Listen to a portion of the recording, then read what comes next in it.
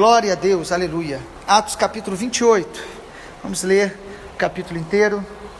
Uma vez em terra, verificamos que a ilha se chamava Malta. Os bárbaros nos trataram com humanidade singular, porque acenderam uma fogueira, nos acolheram a todos por causa da chuva que caía e por causa do frio. Tendo Paulo ajuntado e atirado à fogueira um feixe de gravetos, uma cobra, uma víbora, fugiu do calor e se prendeu-lhe a mão. Quando os bárbaros viram que a víbora prendeu a mão dele, disseram uns aos outros: esse homem certamente é assassino, porque ele, salvo do mar, a justiça não deixa viver. Porém ele, sacudindo o réptil no fogo, não sofreu mal nenhum. Eles esperavam que ele viesse a inchar ou cair morto de repente, mas depois de muito esperar, vendo que nenhum mal lhe sucedia, mudaram de parecer, diziam ser ele um deus. Perto daquele lugar havia um sítio pertencente ao homem principal da ilha, chamado Públio, o qual recebeu, hospedou benignamente por 3 dias, e aconteceu se achar enfermo de disenteria. Ardendo em febre, o pai de Públio, Paulo foi visitá-lo, e orando impôs-lhe as mãos e o curou. À vista deste acontecimento, os demais enfermos da ilha vieram, foram curados, os quais nos distinguiram com muitas honrarias. Tendo nós que prosseguir viagem, nos puseram a bordo tudo o que era necessário. Ao cabo de 3 meses, embarcamos num navio alexandrino, que invernara na ilha e tinha por emblema Dióscuros. Tocando em Siracusa, ficamos ali 3 dias, donde, bordejando, chegamos a Régio. No dia seguinte, tendo soprado o vento sul, em 2 dias chegamos a Puteoli, onde achamos alguns irmãos que rogaram que ficássemos com eles 7 dias. Foi assim que nos dirigimos a Roma. Tendo ali os irmãos ouvido notícias nossas, vieram ao nosso encontro até a praça de Ápio e as 3 vendas, e vendo-os Paulo, dando por isso graças a Deus, se sentiu mais animado. Aleluia! Uma vez em Roma, foi permitido a Paulo morar por sua conta, tendo em sua companhia o soldado que o guardava. 3 dias depois, ele convocou os principais dos judeus. Quando se reuniram, lhe disse: varões e irmãos, nada havendo feito contra o povo, ou contra os costumes paternos, contudo eu vim preso desde Jerusalém, entregue nas mãos dos romanos, os quais, havendo me interrogado, quiseram soltar-me, sob a preliminar de não haver em mim nenhum crime passível de morte. Diante da oposição dos judeus, eu me senti compelido a apelar para César, não tendo eu nada que acusar a minha nação. Foi por isso que vos chamei, para vos ver e falar, porque é pela esperança de Israel que eu estou preso com essa cadeia. Então eles disseram: nós não recebemos da Judéia nenhuma carta que te dissesse respeito. Também não veio qualquer dos irmãos que nos anunciasse ou dissesse de ti mal algum. Contudo, gostaríamos de ouvir o que pensas. Na verdade, é corrente a respeito desta seita, que por toda parte era impugnada. Havendo-lhe eles marcado um dia, vieram em grande número ao encontro de Paulo na sua própria residência. Então, desde a manhã até a tarde, lhe fez uma exposição em testemunho do reino de Deus, procurando persuadi-los a respeito de Jesus, tanto pela lei de Moisés como pelos profetas. Houve alguns que ficaram persuadidos pelo que ele dizia, outros, porém, continuaram incrédulos.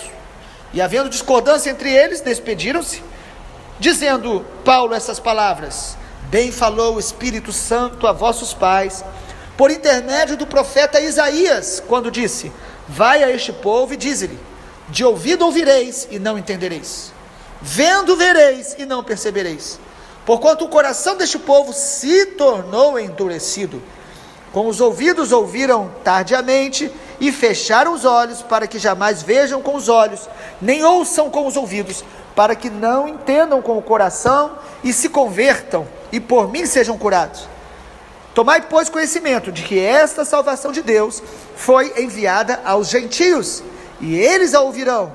Ditas essas palavras, partiram os judeus, tendo entre si grande contenda. Por 2 anos permaneceu Paulo na sua própria casa, que ele alugou, onde recebia todos que o procuravam, pregando o reino de Deus, e com a intrepidez sem impedimento algum, ensinava as coisas referentes ao Senhor Jesus Cristo. Amém, glória a Deus. Lucas conclui o livro de Atos, ou pelo menos termina parcialmente, porque o livro de Atos não tem uma conclusão, é um livro sem fim, da mesma maneira praticamente que ele começa, mostrando o movimento do Evangelho, a ação do Espírito Santo de despertar a igreja para que o Evangelho chegue a todas as nações.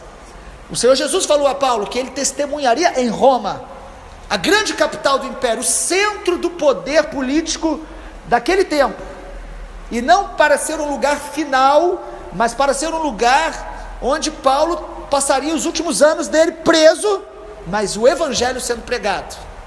Alguns creem que o apóstolo Paulo foi a Roma, ou foi a Espanha nesse tempo. Em algum momento ele teve essa liberdade, como ele bem diz em alguns textos, que o desejo dele era ir à Espanha, porque era considerado os confins da terra da época. Uma comparação interessante: o apóstolo Paulo viajou aproximadamente, contando por terra e por mar, aproximadamente 24.700 quilômetros. E Alexandre o Grande, uma Bíblia que eu estava estudando, diz que Alexandre o Grande, aquele grande imperador grego, que foi conquistador, desbravador, viajou aproximadamente 32 mil quilômetros, com todo apoio, toda aquela estrutura que ele tinha, e a ganância que ele tinha. O apóstolo Paulo, cheio do Espírito Santo, viajou muito comparado com ele, menos um pouco, mas de maneira considerável. A paixão do apóstolo Paulo era levar o Evangelho a toda criatura, pregar o Evangelho a todo mundo que ele poderia. Aos Romanos ele escreve dizendo: eu quero pregar onde o Evangelho ainda não foi conhecido. Quando ele sabia de um povo, de um lugar, de uma cidade onde ali o Evangelho não tinha chegado, ele era compelido pelo Espírito Santo, ele e os seus companheiros de viagem. No caso, concluindo o livro de Atos, nós vemos que Lucas está com ele. E aqui neste caminho dele em direção a Roma, nós percebemos primeiro uma comunhão que ele teve com os bárbaros da ilha de Malta. A palavra bárbaros tem que ser entendido aqui nesse contexto, eram pessoas que não falavam a língua grega, ou seja, pessoas que falavam o seu idioma próprio, eram chamados de bárbaros nesse contexto. Uma ilha que nesse momento foi um lugar de refúgio, onde o navio tinha quebrado. E como que Paulo é usado por Deus naquela ilha, irmãos? Ele chega ali depois de um naufrágio. Os bárbaros os recebem com muita, a Bíblia fala, com humanidade, acendem um fogo, colocam eles ao redor. E como Deus usa Paulo nessa ilha? Primeiro, Paulo inicialmente passa por um acidente que faz com que as pessoas achassem que ele era um homem muito maligno. Aqueles homens, então, influenciados por uma cultura grega, acharam assim: os deuses querem matar esse homem, porque Paulo, diante de uma fogueira, algo tão simples, ele vai mexer no graveto, e uma cobra agarra no seu braço, uma víbora, uma coisa que poderia matá-lo, ou até tirar o crédito dele como homem de Deus. Às vezes nós passamos situações que parece que vão, de alguma maneira, prejudicar a nossa reputação, ou até nos matar, mas Deus usa aquilo para glorificar o nome dele. Deus usa todas as coisas para a glória do seu nome. Os homens ficaram esperando, ele vai morrer, depois dessa ele não sobrevive. Quantas vezes nós passamos por lutas, aflições, que as pessoas olham para nós e pensam assim: ele não vai ser mais aquela pessoa que ele era, depois de tudo isso que ele está passando. E realmente o que ocorre, que ao invés dele morrer, ele fica bem vivo, e aí as pessoas mudam de opinião. Paulo é usado por Deus, primeiro, inicialmente visto como um homem maligno, e depois ele foi visto como um Deus. Como você conseguiu superar isso? Como? Ele sabe passar, amado, pela rejeição e às vezes até excesso de elogio. Como homens e mulheres de Deus, nós precisamos saber passar pelos momentos ruins e pelos momentos bons, dando glória a Deus, exaltando o nome do Senhor, usando tudo para a glória de Deus. Os momentos difíceis, seja uma bênção no meio do vale. Os momentos de vitória, dê a glória para Jesus, honre o nome do Senhor. Nós precisamos saber ser criticados e elogiados, Nós precisamos saber passar os dias maus e os dias bons, dando toda a glória ao Senhor, mantendo a nossa lucidez, a nossa sobriedade, e sabendo que nós não somos o centro de todas as coisas, o centro é Jesus, usando tudo para a glória dele. O que ocorre ali é que, de repente, Paulo ele é visto como alguém especial, e ali o pai do grande líder ali, do homem principal da ilha, fica doente. Às vezes pessoas perto da gente adoecem, e Deus permite para que a gente seja instrumento dele, para orar, para abençoar, para consolar, para manifestar o amor de Deus, para manifestar a glória de Deus. E Paulo ora para aquele homem. Interessante que Lucas era médico. Lucas consegue descrever a enfermidade, mas quem cura é Jesus, e através do apóstolo Paulo. Amado, Deus usa os médicos, eles são importantes, mas a nossa dependência e confiança tem que estar no Senhor Jesus, em orar e buscar o Senhor. E Lucas parece que de maneira irônica ele mostra um Paulo que é visto de repente como um homem maligno, e agora usado por Deus, tratado com uma honraria peculiar, ou distinguiram com muitas honrarias a eles, e eles prosseguem em viagem.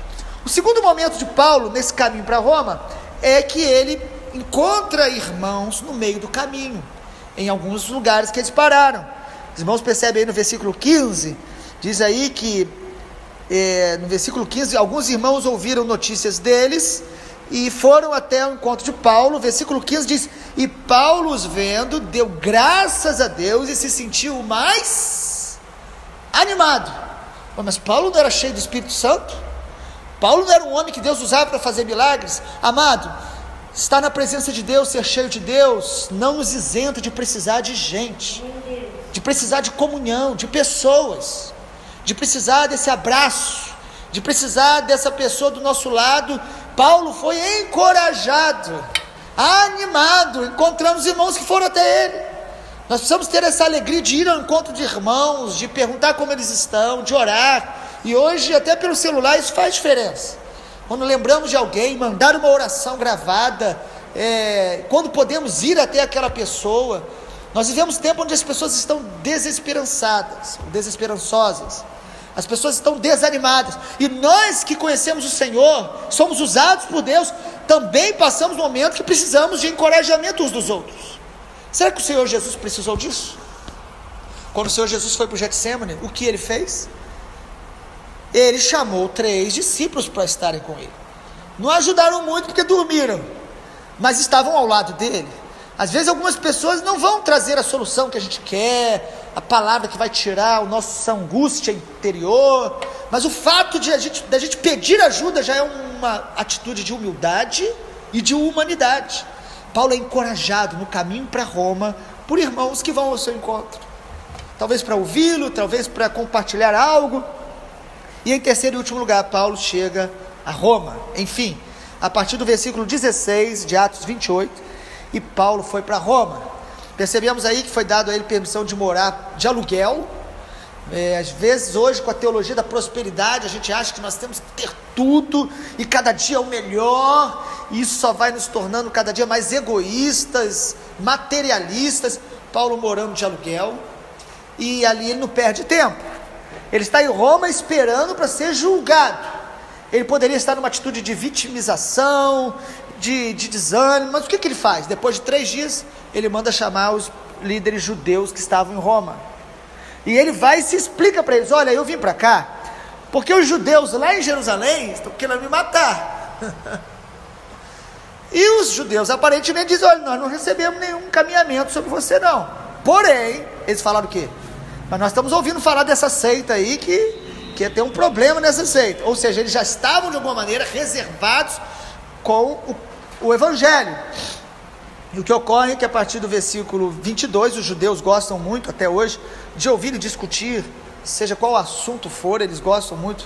Lá em Israel diz que o esporte deles predileto é discutir assuntos gerais, eles gostam de debater, às vezes de maneira saudável. Os judeus falam para Paulo no versículo 22, amanhã a gente volta para ouvir você, e foram lá, versículo 23 em diante. Então Paulo, mesmo preso, ele estava como um prisioneiro, prisão domiciliar, não tinha ainda tornozeleira eletrônica, né? Mas ele estava com 2 soldados continuamente ao lado dele. E sabe o que acontecia? Imagina, ele pregava para os soldados. E há registros que muitos desses se convertiam no Império Romano. 2 homens passar o dia todo do lado do apóstolo Paulo, aleluia. E aí? E se nós estivéssemos no lugar dele? Será que a gente influenciaria as pessoas a conhecer Jesus por transbordar esse amor? Paulo está preso, mas o evangelho não está preso. Paulo geograficamente está limitado, mas o poder de Deus não está limitado. Ele prega para quem chega perto dele, e as pessoas querem ir lá ouvi-lo. Amado, não importa o momento que nós estamos, nós precisamos manifestar o amor de Deus, a glória de Deus.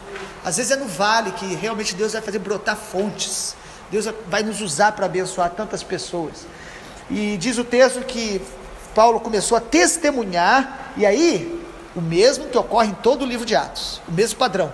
Qual era a pregação de Paulo? A essência da nossa pregação: o reino de Deus e Jesus. Jesus é a manifestação do reino, mas a ênfase do texto mostra isso. No versículo 23, e olha que ele pregava bastante tempo. Olha, então, desde a manhã até a tarde, fez uma exposição do testemunho do reino de Deus, procurando persuadir a respeito de Jesus. Ele estava pregando para os judeus, então ele usava o quê? A lei e os profetas, todo o Antigo Testamento. Porque todo o Antigo Testamento, de Gênesis a Malaquias, fala de Jesus e do reino de Deus. De Deus chamando o homem para se submeter ao seu governo, ao seu senhorio, chamando o homem para um relacionamento de amor, de filho com pai, e chamando o homem a se aproximar através do Cordeiro, do sangue de Jesus. É só através de Jesus que o homem se reconcilia com o Pai e tem acesso a Deus, e as suas orações são ouvidas, e ele é salvo através do sangue de Jesus, através da fé em Jesus. Paulo prega para eles, mostrando: olha, o que nós pregamos é o que toda a antiga aliança vem prometendo. Jesus é o cumprimento de todas as profecias.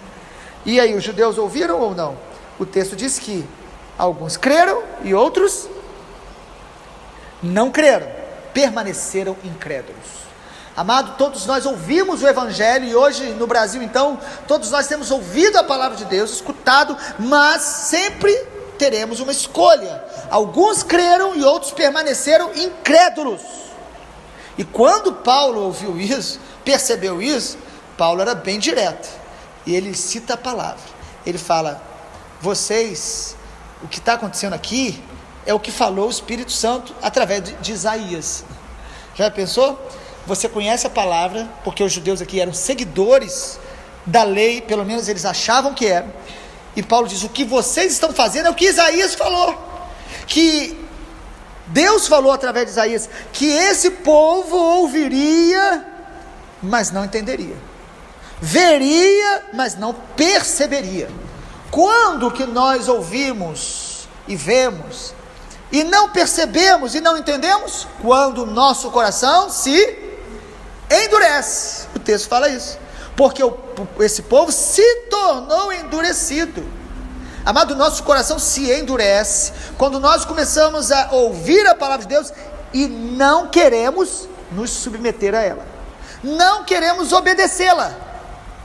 Então a gente sai da igreja, sai do meio onde a palavra está sendo pregada? De maneira nenhuma. Esses judeus liam todos os dias a palavra, mas quando eu e você decidimos no coração: eu não vou obedecer, o nosso coração vai se endurecendo. É por isso que tem muitas pessoas dentro das igrejas que não perdoam, que não se mobilizam para servir a Deus com dons na obra missionária, que não amam. Pessoas que estão nos nossos cultos, mas que não desenvolvem uma vida de oração, de intimidade com Deus, de relacionamento com a Bíblia. Eles escutam as mensagens, mas eles não querem se submeter, e o coração se endurece. E quando o coração se endurece, eu me torno insensível. Eu vou continuar ouvindo pregações, eu vou aos cultos, mas a minha vida não muda, porque um coração insensível bloqueia a voz do Espírito Santo transformadora. Nós precisamos estar sendo transformados pela palavra e pelo poder de Deus continuamente.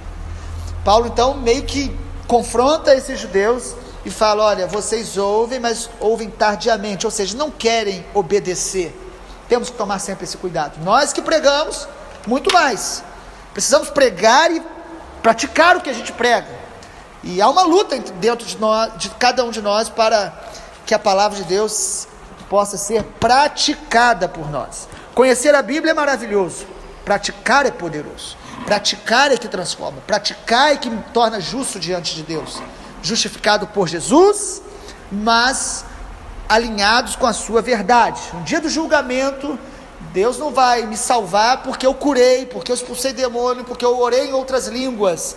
Jesus disse que muitos que fizeram isso em nome dele, ele vai dizer: apartai-vos de mim, porque vocês praticam a iniquidade. Vocês conhecem a palavra, vocês até usaram do meu nome para operar milagres. Os milagres foram operados porque o nome de Jesus tem poder. Ele honra a própria palavra, mas o caráter dessas pessoas não era mudado. Milagre não muda caráter.